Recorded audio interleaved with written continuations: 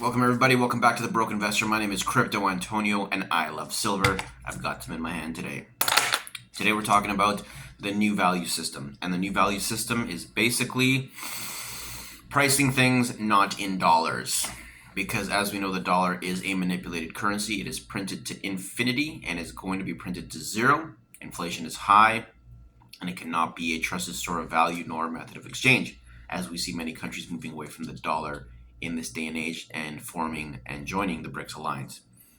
So the reason I start with that is because, as you know, the dollar is printed to infinity. You can't save in it because you lose value every year, and it is continuously manipulated.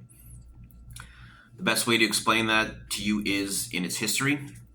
So the dollar back in the day used to be exchangeable for gold at the bank, at central banks. And between the years 1808 and 1941, about $20 US would get you 1 ounce of gold. That's 149 years where $20 will get you 1 ounce of pure 24 karat gold from the bank. Today, it takes $2,581.31 to buy an ounce of gold. It's not that gold is becoming more expensive, it's that the dollar is losing its purchasing power. So the way we got to start looking at this is we have to separate our mind from valuing things in dollars. And it's hard to do that to the average person because in their entire life it's been the dollar, the dollar, the dollar, and they consistently associate $1 with a specific amount of value. And when the value of the dollar loses power, they say everything's getting expensive and they look at everything else except the actual currency. So I try to explain this to a friend by telling him that, I believe Bitcoin is a good store of value. It's a good option along with precious metals. He couldn't understand the Bitcoin part because he pulled out a $100 bill and said, this is real money. This is real and Bitcoin's not. It's just floof in the air. And it was hard to explain to him that dollar bills used to represent gold in the bank. The bank would hold your gold for you because it was hard to use it as a method of exchange out in public. And they issued the dollar, aka gold tokens, for people to exchange in the market. Couldn't understand that. That dollar standard was removed, I believe, in 1970, late 60s, early 70s, so that Nixon could fund the Vietnam War, I believe. And so, basically the dollar was printed infinitely after that because they didn't have to back it with gold. Now, for me, that's the problem, valuing everything in dollars, because we have to reset the value of everything and then price it accordingly in other assets. We could price in silver, we can price in gold, we could price in Bitcoin, we could price in commodities.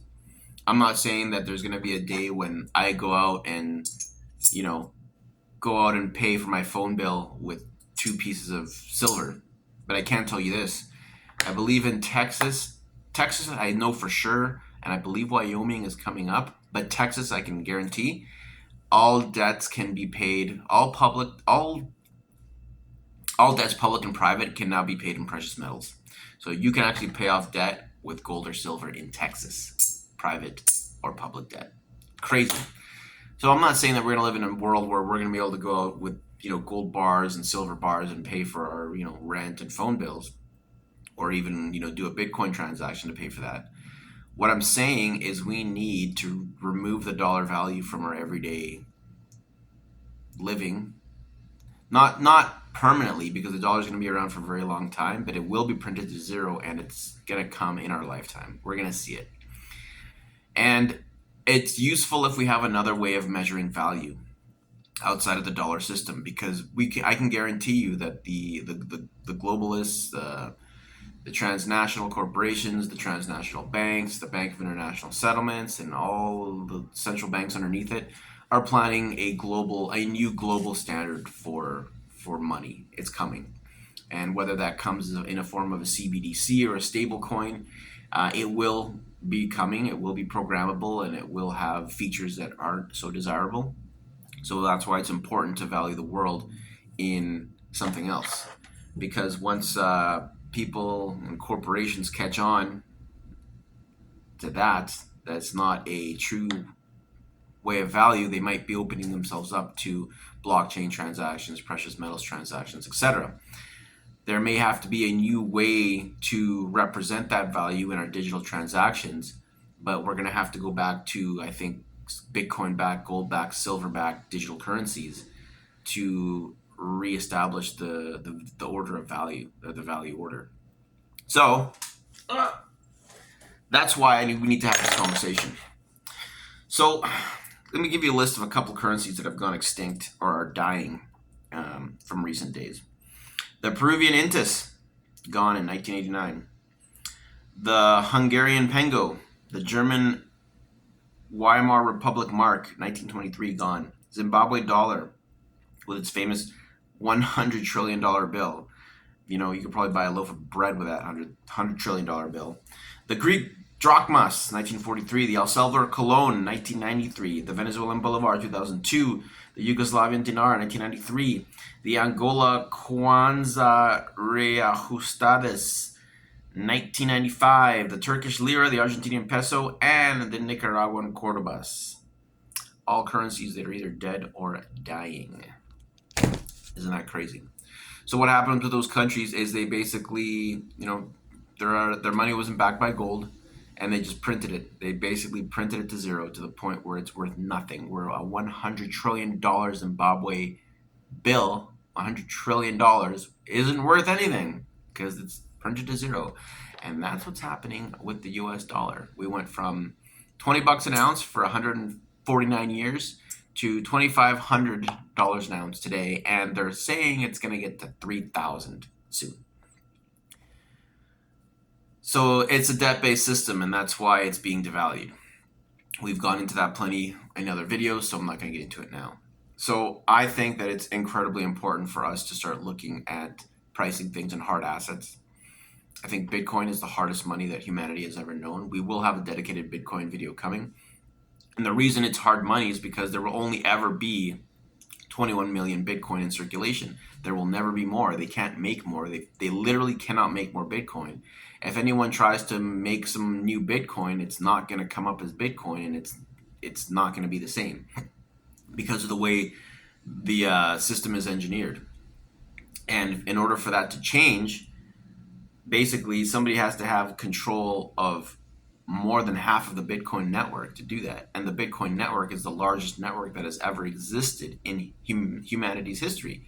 Do you know that? It is. It's the largest network that has ever existed on planet Earth. And it's already like gone over the event horizon where it's near impossible to do that. You have to get so many people on board to change that code. So that's why people start to price things out in Bitcoin. There's a lot of vendors in Asia that will actually accept Bitcoin as payment. There's luxury car brands, luxury clothing lines, and even I had a little taco hustle where I was accepting Bitcoin because it is to be accumulated. It is the new store of value, and it's going to play a huge role in the future as we see BlackRock and these massive asset managers buying it up like crazy. But the average person isn't worried about that. They're happy with their dollars because it runs the world, and they're just obsessing with accumulating dollars. And don't get me wrong, we do need dollars to run the system for now, but dollars aren't anything you want to store your value in. You want to, it's good to have cash producing assets like real estate and businesses, things that are producing cash. But once you get that cash, it's good to store that cash in other places. I mean, right now you got bigwigs like Warren Buffett sitting on a bunch of cash because they know something's coming, right? He cashed out a lot of his worth, and he's sitting in cash right now because he knows something's happening. But for smaller people like you and me, the average, landlord, small-time landlord, that cash should be put into something that's going to hold its value. Gold, Bitcoin, other precious metals, even like collectible classic cars have been used as a store of value because, people want them. So that is the new value system. I think there's the commodity side of it. I think there's going to be like this with this whole BRICS alliance. There's going to be some sort of commodity backed basket of currencies and commodities that kind of are the thing. I'm not saying that you're ever going to call up your cell phone provider and be like, hey, I'd like to pay my bill with 3 kilograms of coffee today.